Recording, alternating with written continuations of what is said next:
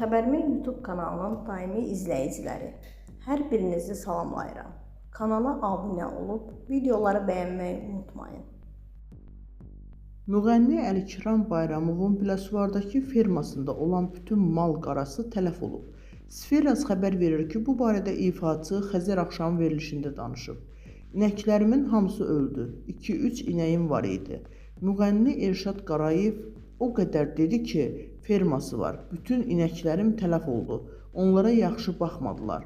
Qeyd edək ki, Əlikiram Bayramov illər əvvəl Show ATV verilişində 8 baş mal qarasının və 33 toyuğunun olduğunu açıqlamışdı.